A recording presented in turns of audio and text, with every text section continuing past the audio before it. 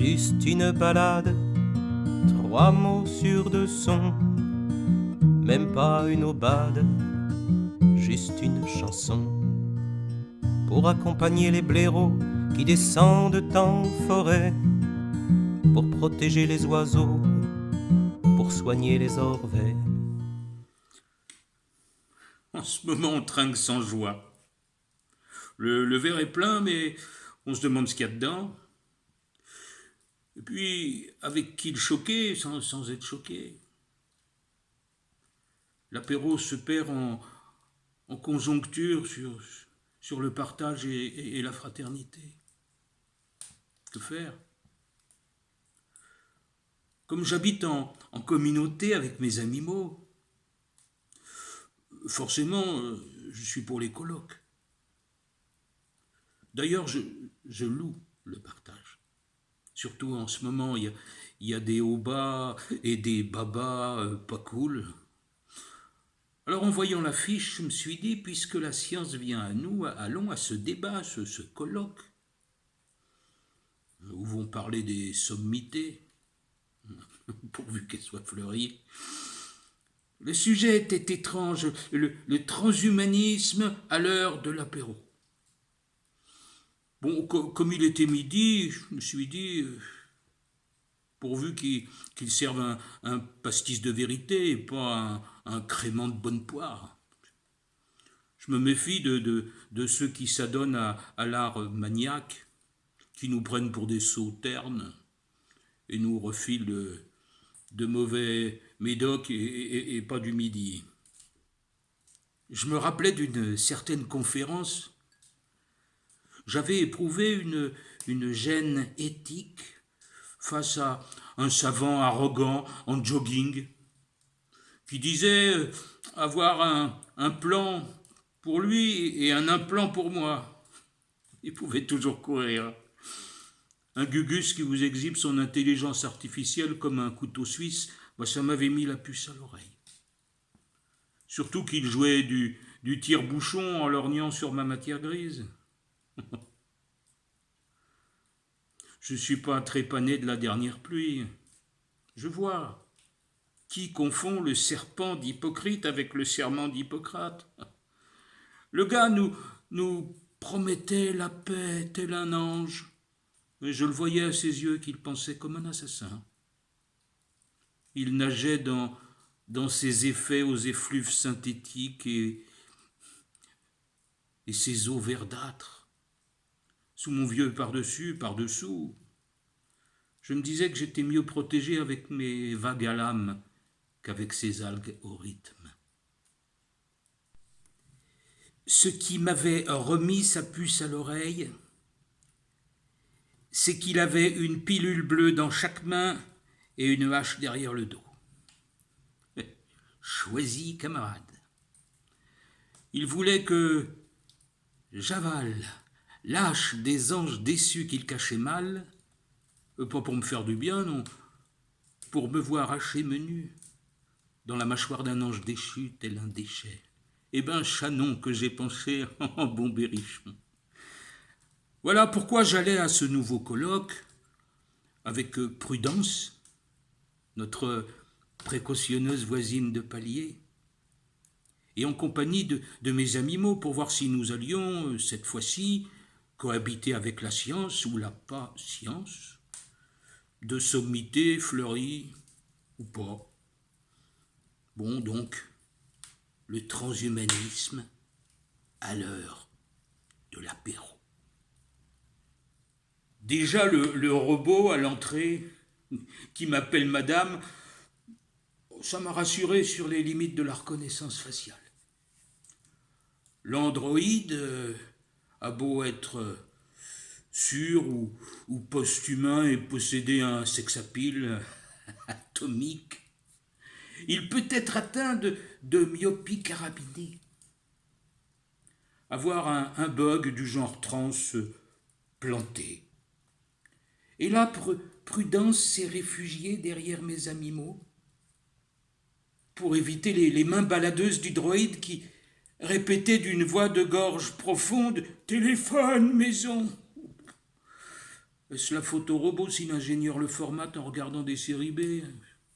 Il y a des mauvaises manières d'Android qui naissent sous X. S'il bug, qui osera solliciter sa paternité? Alors je rassurais Prudence et j'ai tendu au robot un vieux téléphone maison, vous savez, à cadran marron, que j'ai toujours sur moi et sur lequel j'avais dessiné la silhouette du doute. Et face à cet improbable QR code, et grâce à notre prudence, le droïde qui n'avait Dieu que pour son décolleté fit bip, bip, et nous laissa passer. Nous pénétrâmes au sein des seins d'une science apéritive que je soupçonnais sans conscience et piqué d'un bar atteint blême. Des gobelets nous attendaient, l'enseigne laide, clignotante, philosophico-publicitaire, annonçait la couleur, thèse, antithèse, prothèse. Des filaments fluorescents flottaient dans le pastaga que m'offrit une droïdesse. J'ai dit une droïdesse, pas une druidesse. Nous n'étions pas à Vallon et je n'avais rien envie d'avaler. Mes animaux ne touchèrent pas au portfolio qu'il fallait remplir et non vider. Et là, sous les néons, nous vîmes apparaître le maître de cérémonie. Un humain, apparemment un cousin ou un demi-frère du droïde remplissait des tubes à essai de poudre noire qu'il versait dans les gobelets. Il jouait les malabars dans cet estaminet, mais je me suis dit, ce type entrave l'eau pour nous saouler. Pour qu'on ne sache plus qui on est, il, elle ou yel. Ce gars-là confondait le djinn et l'androgyne, faisant pétiller nos cocktails dans les canettes pour nous décaniller. Il était bodiaqué. Oui. Sa main claqua sur le zinc du bar et fit un bruit d'acier trompé. L'entrée en matière oxydée de l'homme augmenté qui veut expulser les âmes du corps. Et elle n'augmenta que l'effroi de mes animaux qui voient partout le lien ontologique entre l'esprit et la matière. Mes fidèles jonglent avec la langue des oiseaux. Ils craignaient pour ma sécurité.